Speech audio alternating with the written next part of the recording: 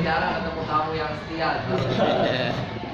Seperti biasa, kita akan menjadi suatu budaya kita sebelum aktivitas kita ada briefing dulu untuk hari ini. Oleh sebab itu kita awali kegiatan kita sama-sama mengucapkan lafaz basmalah.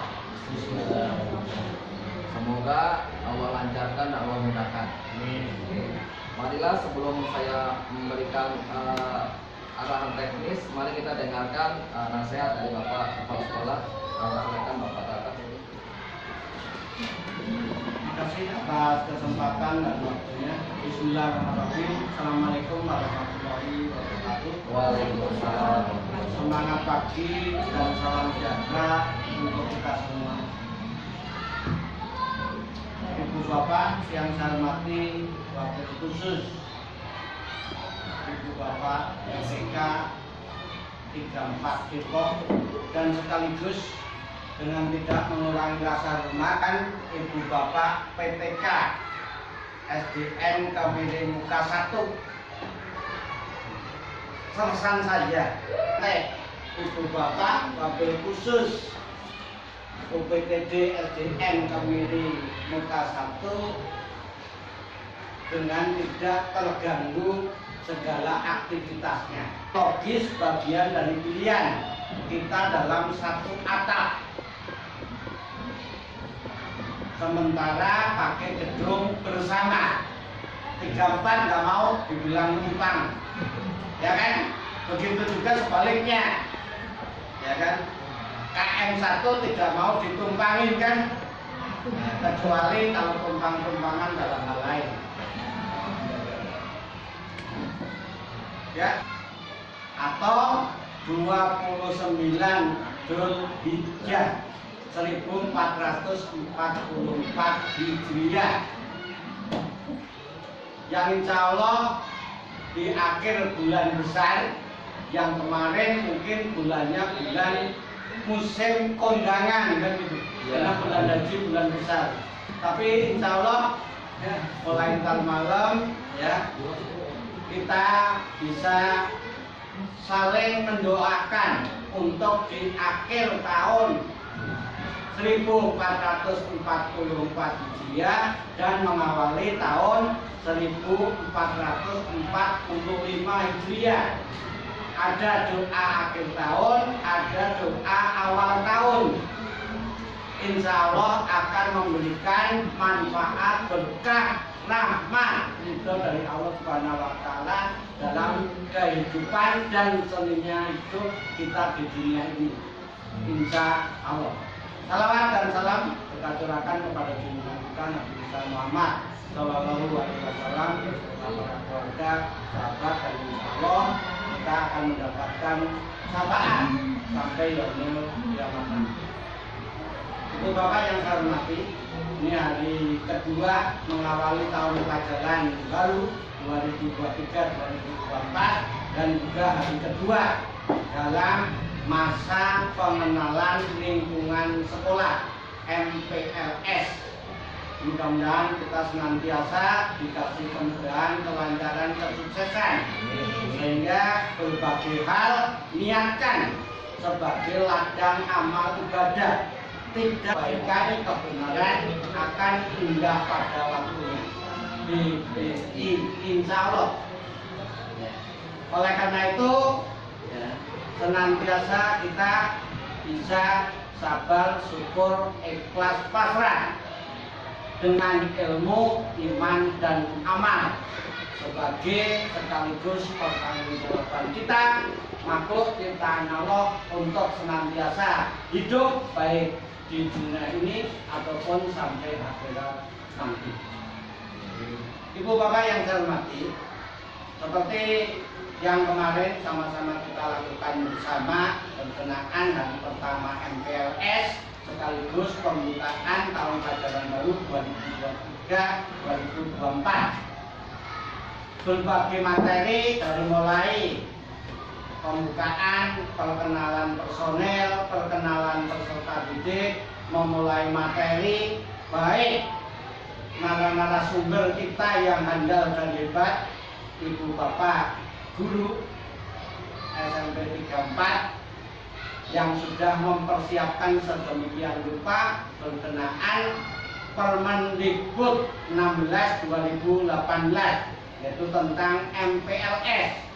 Include di situ materinya juga nyangkut PP nomor 87 tahun 2017, yaitu tentang PPK, penguatan pendidikan karakter. Itu keluar dengan sendirinya dari peraturan pemerintah nomor 87 2017, ditindaklanjuti oleh Permendikbud nomor 20 tahun 2018 tahun kemudian.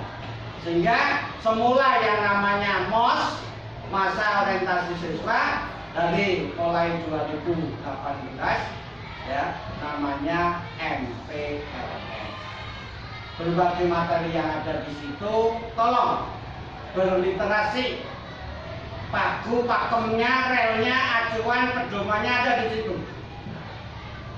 Dari mulai keluarnya Permendikbudristek 262 IKM implementasi Pulau Merdeka dengan P5-nya untuk bisa ditindaklanjuti oleh kita yang ada di lapangan dari mulai pembukaan tahun pelajaran baru, dari mulai MPLS di tahun ini.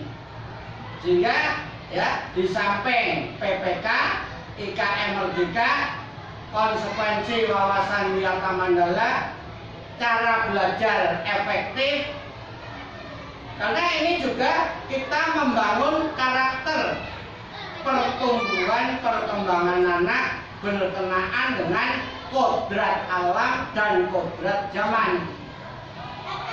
Zamannya IKM Merdeka, anak lulusan SD ataupun MI, wabil khusus yang baru lulus 2022-2023 yang masuk kelas 7 kemarin belum memasuki pemulihan pembelajaran dengan paradigma baru, kurikulum prototipe ataupun pemulihan pembelajaran. Yang ada sekarang paling banter baru yang kelas 1 naik kelas 4, yang kelas 4 naik kelas 5. Sehingga anak-anak kita, peserta didik kita di kelas 7 memasuki fase D SMP tahun pelajaran 2023-2024. Itu makanya tolong dalam kesempatan MPLS ini dijadikan fondasi pedoman baik dari Permendikbudristek transformasi pendidikan, kepemimpinan dalam pembelajaran, dampak positif, aksi nyatanya P5.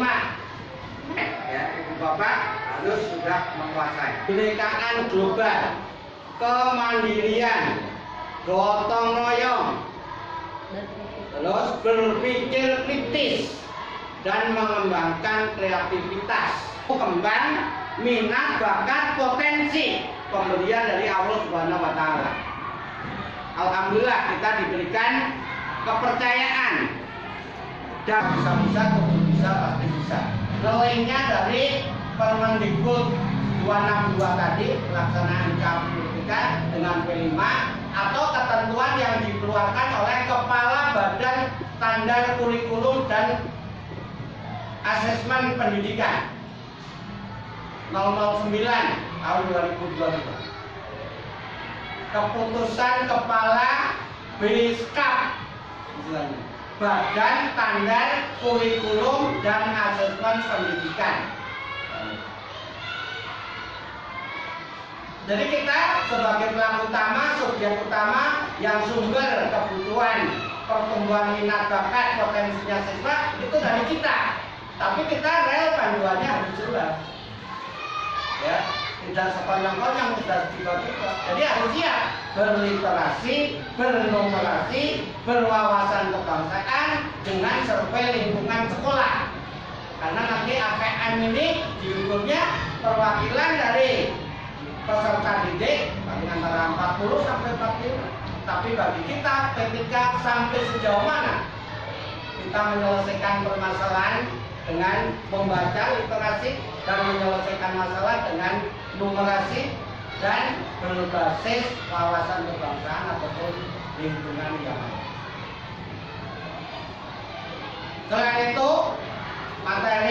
IKM Merdeka, PPK, tata krama siswa itu bagian dari akhlak mulia, cara belajar efektif. Yang mana kalau di SD atau MI kan masih guru kelas.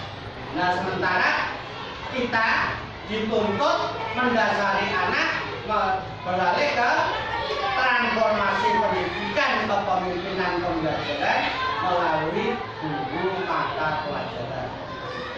Terus di dalam cara belajar yang efektif. Sisi lain, mulai SMP kita memperkenalkan yang namanya organisasi atau materi kepemimpinan. Lebih-lebih kaitannya kegiatan ekstrakurikuler yang wajib pada kurikulum 13 kepramukaan. Itu nyari sempurna idealisme dari adanya Trisatya Dasa Dharma. Makanya itu juga jadikan fondasi terbentuknya 6 elemen dari P5 itu. Ya. Jadi kurang lebih ada 8, 9, 10 materi daripada MPLS itu. IKM, wawasan biata manunggalah, belajar efektif, organisasi, kepemimpinan, kepramukaan, apalagi? Ya, kenakalan remaja ini jangan sampai menjadi dosa-dosa besar pendidikan. Ya, Permendikbud 82/2015 itu tidak boleh adanya kekerasan di sekolah.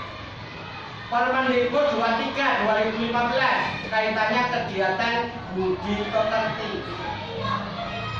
Kalau tata krama adat itu udah pasti. Sebenarnya udah banyak klaim petunjuk. Tinggal kita selaku PTK, narasumber yang hebat andal, menguasai semuanya tidak. Sekaligus paham, ngerti, menghayati untuk aplikasi, mengimbaskan, mentransfer, ya, diseminasi ilmu yang ada pada diri kita dulu. Engarso sung tulodo bersama dengan peserta didik yang mempunyai karakteristik yang heterogen, yang majemuk, keberagaman, tapi membangun karakter-karakter yang P5 tadi. Ya, tentu saja dengan berbagai sentuhan hati, rasa, pendekatan, ya, apa yang dimiliki, apa yang ada pada peserta didik, karena sumber belajar adalah dari peserta didik. Tapi acuan panduannya berdasarkan karakter, kodrat alam, kodrat zamannya, itu yang perlu kita sentuh. Sehingga insya Allah pasca kurang lebih nanti 4 hari di 1 pekan ini secara garis besar lah 70-80% itu sudah melesat. Proses berjalannya dari mulai input MPLS ini, proses nanti 3 tahun sampai output kita antarkan, ya, outcome, ya, yang akan datang bisa lebih. Karena materi-materi di sono kan bisa berbentuk intrakurikuler, kokurikuler, ataupun ekstrakurikuler. Yang tidak kalah pentingnya berbagai kegiatan ekstrakurikuler dari minat bakatnya potensi anak. Entah itu dari kemarin sudah didatangkan petugas dari puskesmas ke Milimuka dengan berbagai permaterinya itu, ya, karena faktor pokok adalah kesehatan di samping sandang, pangan, papan, kesehatan dan juga pendidikan. Pendidikan dan serta-merta peserta didik. Dalam konteks sesungguhnya survei lingkungan belajar ataupun orang tua peserta didik memperkenalkan kaitannya didik Depok cerdas berkarakter atau Depok yang maju berbudaya sejahtera, termasuk Pak Kai pun sudah bersama teman-teman menciptakan, membuat, menyepakati munculnya visi misi dari UPTD SMP Negeri 34 Depok. Insya Allah yang kemarin ini berproses semua hal yang baru. Tapi dari yang baru kita pola, kita kemas, kita konsep sedemikian rupa, ya. Kita masukkan dalam program kerja UPTD sampai 34. Kerjakan apa yang sudah kau programkan, kau rencanakan. Minimalnya sudah P5TL. Pendataan, perencanaan, pelaksanaan, pelaporan, penataan, dan tindak lanjut. Ya, karena sekarang harus berbasis PBD, perencanaan yang berbasis data. Ya. Paham ya? Dari mulai awal input anak kelas 7 memasuki fase D dengan kondisi yang sedemikian rupa. Ambil P5TL, PBD, sekaligus nanti kita IRB. Pendataan, perencanaan, pelaksanaan, pelaporan, penataan. Bahasanya kalau psikotes nanti didiagnosis, tes anak, penempatannya, karakternya seperti apa. Terus sarana prasarana yang ada, yang minimalnya ada, baik sarana SDM ataupun sarana-sarana yang mendukung daripada PP nomor 4 tahun 2022, Standar Nasional Pendidikan, yang tidak keluar daripada Undang-Undang Sikdiknas nomor 20 tahun 2003, tindak lanjutin Standar Nasional Pendidikan yang tidak lepas dari Undang-Undang Guru dan Dosen, beban kerja guru, kepala sekolah, dan pengawas, Permendikbud 15 tahun 2018, Standar Pengelolaan Permendiknas 19 2017. Belum lagi yang kaitannya IKN Merdeka, itu jangan terlewatkan, harus sudah hafal ngerti isi yang terkandung dalam SKL, Standar Kompetensi Lulusan, standar isi, standar proses, standar penilaian. Itu dari Permendikbudristek nomor 5, 7, 16, 21 tahun 2022. Ya. Termasuk Perda Kota Depok nomor 14 tahun 2021 tanggal 14 November 2021, pengelolaan dan penyelenggaraan pendidikan. Belum lagi kaitannya wajib belajar, Peraturan Pemerintah nomor 47 tahun 2008, ya. Yang nomor 48 tahun 2008 itu berkenaan sama intinya dengan Peraturan Pemerintah nomor 10 tahun 2017 dengan perda tadi, pengelolaan dan penyelenggaraan pendidikan. Ini perlu saya sampaikan supaya Ibu Bapak satu persepsi, satu konsep pandang untuk senantiasa membawa visi yang sudah kita sepakati bersama, kaitannya walaupun baru oke, tapi pembaharuan yang meletak dasar kita, ya, bersama KM1 insya Allah kita bisa. Amin. Kurang lebihnya itu tidak berpanjang lebar supaya juga dalam tanda kutip, ya, harus bisa ngikutin daripada capaian pembelajaran, alur tujuan pembelajaran, konteksitas berkenaan dengan berbagai tugas, berbagai portofolio dalam mencapai suatu hasil melalui pretest, formatif, sumatif yang akan kita laksanakan, ya, kepada peserta didik. Dari mulai prosesnya itu sendiri, ulangan harian kita kemas, formatifnya, penugasan portofolionya gimana, include dengan kokurikulernya, ekstrakurikulernya, apa yang sudah kita siap SDM-nya, ekstrakurikuler apa yang sekiranya bisa melayani dengan pelayanan prima pada peserta didik atau didampingi oleh orang tua, wali murid dari peserta didik, serta doa, dukungan, bantuan, kerjasama. terhadap UPTD SMP Negeri 4 Depok. Ya, itu saja mungkin ya, kalau ada durian makan sampai bersih. Cukup sekian. Terima kasih. Wabillahi taufiq wal hidayah. Wassalamualaikum warahmatullahi wabarakatuh. Waalaikumsalam warahmatullahi wabarakatuh. Silakan untuk Pak ya. Matang ya untuk pembekalan kita.